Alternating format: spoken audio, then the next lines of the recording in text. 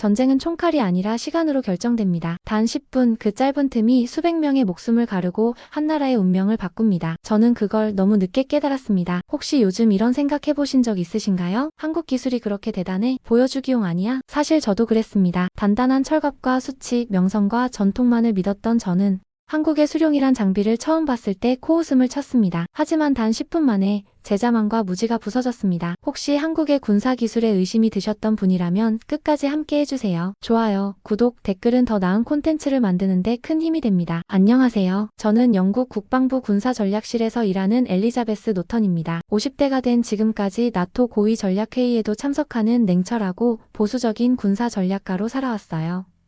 제 동료들은 저를 철벽 같은 여자라고 부르곤 했죠. 감정보다는 논리와 데이터로 모든 걸 판단하는 성격이었거든요. 30년 넘게 군사 분야에서 일하면서 수많은 전략을 세우고 작전을 계획해왔습니다. 옥스퍼드에서 국제관계학을 전공했고 왕립군사대학에서도 수석을 차지했어요. 제가 세운 전략들은 대부분 성공적이었죠. 그래서 자신감도 넘쳤고 제 판단에 대한 확신도 있었습니다. 특히 유럽과 미국의 전통적인 군사기술에 대해서는 절대적인 신뢰를 가지고 있었어요. 그런데 제게는 아직도 가슴 한구석이 아픈 기억이 하나 있어요. 러시아와 우크라이나 전쟁 당시 일어난 일이었습니다.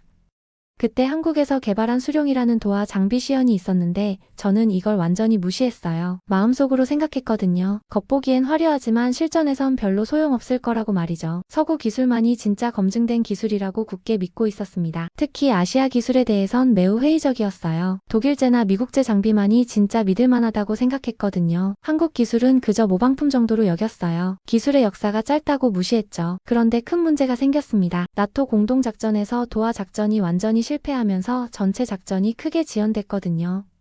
실제로 러시아군도 강을 건너다가 대대급 장비가 통째로 전멸당한 사례가 있었어요. 물 위에서 완전히 속수무책이었죠. 그때 나토 회의석상에서 일부 관계자들이 이런 말을 했습니다.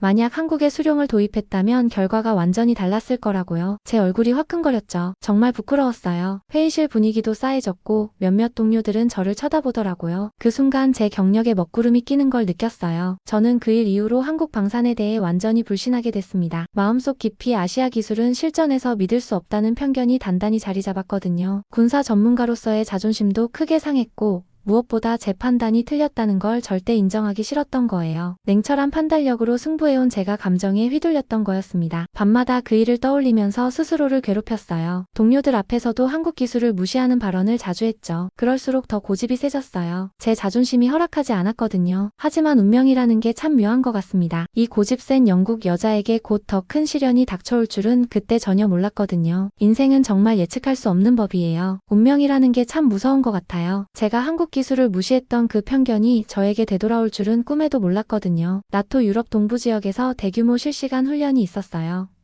저는 직접 현장에 나가서 도하 작전을 지휘하게 됐습니다. 30년 경력의 베테랑이니까 자신만만했죠. 이번에야말로 제 실력을 보여줄 기회라고 생각했어요. 그런데 이게 웬일입니까? 독일제 도하 장비가 갑자기 말을 안 듣는 거예요. 복잡한 조작 시스템 때문에 1시간이나 지연되면서 훈련병들이 물에 빠지는 사고까지 생겼어요.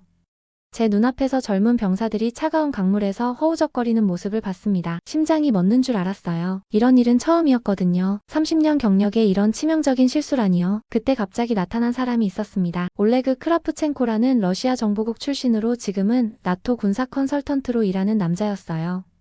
키가 크고 날카로운 눈빛을 가진 이 사람이 제 실책을 정치적으로 몰아가기 시작했거든요. 회의에서 저를 향해 차갑게 말하더라고요. 엘리자베스의 구식 사고방식 때문에 병사들이 다쳤다고요. 정말 악랄한 사람이었어요. 제 약점을 정확히 파악하고 있었죠. 마치 이 순간을 기다렸다는 듯이 말이에요. 올레그는 계속 저를 압박했습니다. 서구 기술만 고집하다가 이런 참사가 벌어졌다면서 제가 한국 기술을 무시한 과거까지 들춰내더라고요. 동료들 앞에서 완전히 망신을 당했어요. 그 순간 제 30년 경력이 한순간에 무너지는 걸 느꼈습니다. 회의실 분위기도 싸늘해졌고요. 아무도 저를 도와주지 않았어요. 더 충격적인 건 미국제와 독일제 도하 장비의 문제점이 적나라하게 드러났다는 거였어요. 조작이 너무 복잡하고 전개 시간이 오래 걸렸거든요. 매뉴얼만 수백 페이지였어요. 반면 한국의 수룡은 10분 만에 모든 게 끝난다는 보고서가 나왔어요. 버튼 하나로 자동화가 된다고 하더라고요. 1인 조작 시스템이라는 거예요. 제가 그동안 무시했던 기술이 실제로는 세계 최고 수준이었던 거죠. 정말 허탈했어요. 나토 내부에서 한국 기술 도입 주장이 다시 거세게 일어났어요.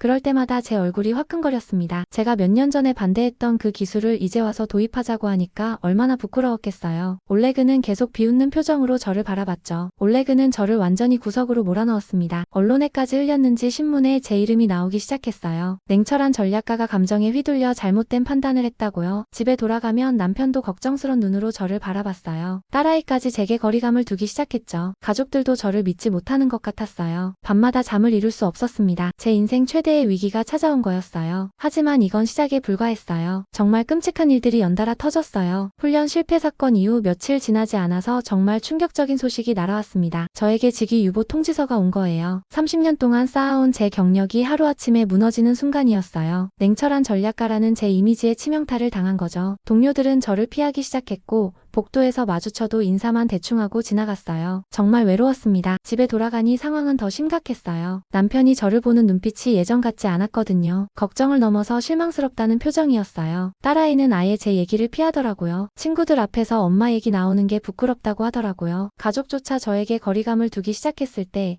정말 세상이 무너지는 것 같았어요. 집안 분위기도 꽁꽁 얼어붙었죠. 언론은 더 잔인했습니다. 매일같이 신문에 제 이름이 나왔어요. 퇴역 시점을 앞당겨야 한다는 보도까지 나왔거든요. 어떤 기자는 저를 구시대 군사관료의 대표 사례라고 썼더라고요. 정말 치욕적이었어요. TV 뉴스에서도 제 사진이 나오면서 실패한 전략가라고 소개했죠. 길을 걸어도 사람들이 저를 알아보는 것 같아서 무서웠어요. 밤마다 잠을 이룰 수 없었습니다. 침대에 누워서 천장만 바라보며 제 인생을 되돌아봤어요. 정말 모든 게 끝난 것 같았거든요. 이렇게 인생이 망가질 수 있다니요. 술도 늘었고 식욕도 없었어요. 거울을 보면 완전히 다른 사람이 된 것 같았습니다. 그런데 어느 날 밤 정말 우연히 옛 작전 영상들을 다시 보게 됐어요. 제가 과거에 참여했던 성공 사례들을 보면서 위안을 얻으려고 했거든요. 그러다가 갑자기 눈에 띈 영상이 하나 있었어요. 바로 몇 년 전 한국의 수룡시연 영상이었습니다. 그때는 완전히 무시했던 그 영상을 다시 찾아보기 시작했어요. 영상을 보는 순간 정말 충격을 받았습니다. 단 10분 만에 전개도와 그리고 철수까지 완벽하게 끝나는 모습이었거든요.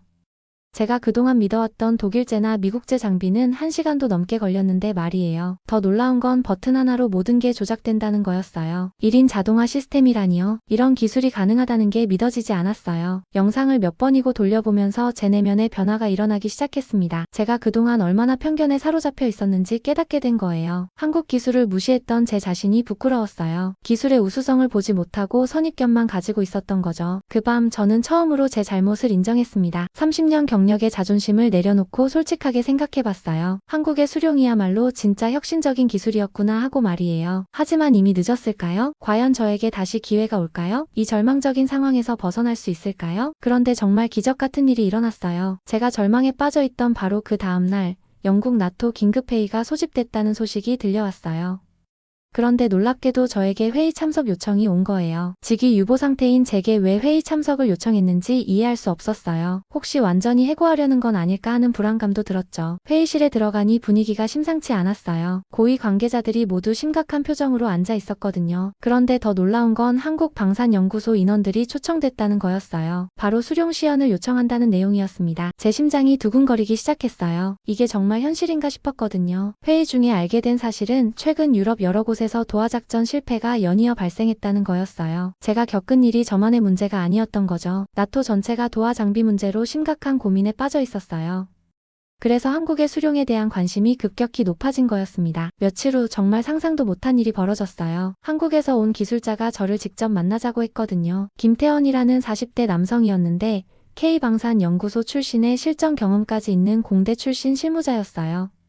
처음 만났을 때 정말 인상적이었어요. 겸손하면서도 자신감이 넘쳤거든요. 김태원은 저에게 수룡에 대해 철저하게 설명해줬어요. 기술적인 부분부터 실전 운용까지 정말 자세히 알려줬거든요. 놀라운 건 이 모든 기술이 한국에서 독자 개발됐다는 거였어요. 다른 나라 기술을 베낀 게 아니라 완전히 새로운 개념으로 만들어낸 거였죠. 제가 그동안 가지고 있던 편견이 얼마나 잘못된 건지 깨달았어요. 드디어 실제 시연 날이 왔습니다. 제 눈으로 직접 확인할 기회였어요. 수룡이 실제로 10분 만에 다리를 펴고 전차들이 병사들이 강을 건너는 모습을 봤거든요. 정말 믿기지 않았어요. 버튼 하나만 누르면 모든 게 자동으로 진행됐거든요. 복잡한 매뉴얼도 필요 없고 여러 명이 조작할 필요도 없었어요. 가장 감동적이었던 건 안전성이었어요. 제가 겪었던 훈련 사고 같은 일이 전혀 일어나지 않았거든요. 모든 시스템이 완벽하게 작동했어요. 병사들도 안전하게 강을 건널 수 있었고요. 그 순간 제 가슴이 뜨거워졌어요. 이런 기술이 존재한다니요. 참관했던 나토 관계자들도 모두 놀라워했어요.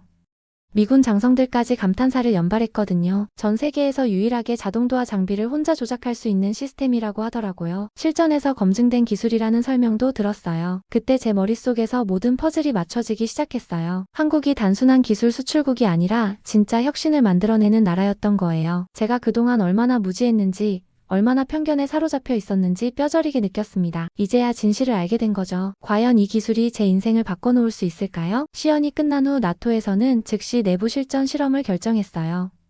이번에는 정말 진짜 작전처럼 진행하기로 한 거였어요. 저도 참관단으로 참여하게 됐습니다. 제 심장이 쿵쾅거렸어요. 이번에야말로 한국 기술의 진짜 실력을 확인할 수 있는 기회였거든요. 실험 당일 날씨도 좋지 않았어요. 비가 내리고 바람도 강했죠. 이런 악조건에서도 수룡이 제대로 작동할 수 있을까 걱정됐어요. 그런데 정말 믿기지 않는 일이 벌어졌습니다. 수룡을 통한 실전 도하 작전에서 인명피해가 단 한 건도 발생하지 않은 거예요. 완벽했어요. 김태원이 직접 조작하는 모습을 지켜봤는데 정말 신기했어요. 복잡한 절차 없이 간단한 버튼 조작만으로 모든 게 해결됐거든요. 그동안 제가 봐왔던 서구 장비들과는 차원이 달랐어요. 무엇보다 안전성이 뛰어났죠. 병사들이 안심하고 작전을 수행하는 모습을 보니 제 마음도 편해졌어요. 실험 후에 김태원과 저는 기술적 협력에 대해 깊이 있는 회의를 진행했어요. 이 과정에서 정말 인상적이었던 건 태원의 태도였어요. 겸손하면서도 확고한 신념을 가지고 있었거든요. 자신의 기술에 대한 자부심은 있지만 결코 자만하지 않았어요. 오히려 더 좋은 기술을 만들기 위해 끊임없이 연구하고 있다고 하더라고요. 태원이 저에게 한국의 군사 철학에 대해 설명해준 내용이 정말 감동적이었어요. 한국은 무기를 만들 때 가장 먼저 생각하는 게 병사들의 안전이라고 하더라고요. 아무리 성능이 좋아도 사람이 다치면 소용없다는 철학이었어요. 이런 생각으로 수룡을 개발했다고 했을 때 제 가슴이 뭉클해졌어요. 도하가 끝난 뒤 철수 과정도 완벽했어요. 수룡이 자동으로 접혀지면서 안전하게 철수하는 모습을 본 병사들이 눈시울을 붉히더라고요. 30년 넘게 군 생활을 한 베테랑 병사들도 이런 기술은 처음 본다면서 감탄했어요. 정말 자랑스러운 순간이었습니다. 더 놀라운 소식도 들려왔어요. 독일과 프랑스 관계자들이 한국 장비 도입을 적극 검토하기 시작했다는 거였어요. 수출 가능성까지 언급됐죠. 제가 몇 년 전에 무시했던 그 기술이 이제는 전 유럽이 주목하는 핵심 기술이 된 거예요. 김태원이 저에게 설명해준 한국의 군사 철학이 정말 인상 깊었어요. 전장을 강이 아닌 길로 만든다는 개념이었거든요. 장애물을 제거하는 게 아니라 길을 만들어서 안전하게 건너게 한다는 철학이었어요. 이런 발상의 전환이야말로 진짜 혁신이었던 거죠. 실험이 모두 끝나고 나서 저는 깊은 반성을 했어요. 제가 그동안 얼마나 편견에 사로잡혀 있었는지,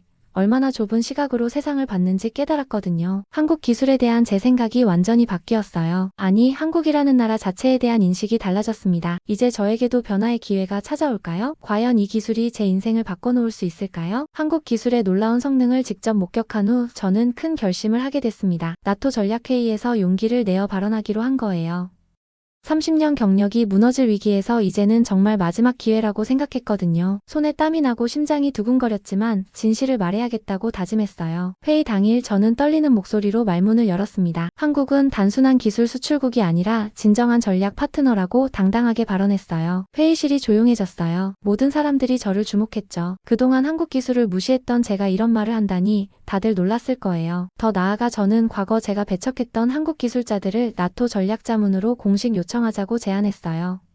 특히 김태원을 직접 언급하면서 그의 뛰어난 실무 능력과 혁신적 사고를 강조했죠. 제 자존심을 완전히 내려놓고 솔직하게 인정한 거였어요. 제가 틀렸다고 한국 기술이 세계 최고 수준이라고 말이에요. 그런데 정말 놀라운 일이 벌어졌어요. 회의 참석자들이 제 발언에 하나둘씩 동조하기 시작한 거예요. 특히 미군 장성들이 적극적으로 지지해줬어요. 한국 기술의 우수성을 인정하고 협력을 확대해야 한다고 말해줬거든요. 그 순간 제 가슴이 뜨거워졌어요. 올레그도 더 이상 저를 공격할 수 없었어요. 있었어요. 한국 기술의 실제 성능이 입증됐으니까요. 오히려 저의 솔직한 인정과 전향적 자세에 대해 긍정적으로 평가하는 분위기가 만들어졌어요. 제가 편견을 버리고 진실을 받아들인 것을 용기 있는 결정이라고 봐준 거였죠. 그리고 정말 기적 같은 소식이 들려왔어요. 제가 퇴임을 고민하고 있다는 걸 알고 있던 상급자가 저를 불러서 말하더라고요. 이런 혁신적 기술은 다음 세대에도 남아야 한다면서 복귀를 제안한 거예요. 직위 유보도 해제되고 오히려 더 중요한 역할을 맡게 됐어요. 가장 감동적이었던 건 한국의 군사 철학을 이해하게 된 거였어요. 기술력만 뛰어난 게 아니라 병사의 생명을 최우선으로 생각하는 가치관이 정말 놀라웠거든요. 무기를 만들 때도 사람을 중심에 두고 생각한다는 철학이 제 마음을 깊이 울렸어요. 더 놀라운 소식도 있었어요. 나토 역사상 최초로 아시아 기술자가 서구 전략자문단에 포함되는 사건이 일어난 거예요. 바로 김태현이었죠. 제가 직접 추천한 그가 나토 전략자문으로 임명됐다는 소식을 들었을 때 정말 뿌듯했어요. 집에 돌아가니 가족들의 반응도 완전히 달라졌어요. 남편이 제게 다시 존경의 눈빛을 보내줬고 딸아이도 엄마가 자랑스럽다고 하더라고요. 언론도 저를 혁신을 받아들인 진보적 전략가라고 평가하기 시작했어요. 밤에 침대에 누워서 생각해보니 정말 많은 게 바뀌었어요. 제 고집과 편견 때문에 놓칠 뻔했던 소중한 것들을 되찾게 됐죠. 한국이라는 나라와 그들의 기술에 대한 인식이 완전히 달라졌어요. 이제는 진정한 파트너라고 생각해요. 나토에서의 성공적인 복귀 이후 저에게 특별한 기회가 찾아왔습니다.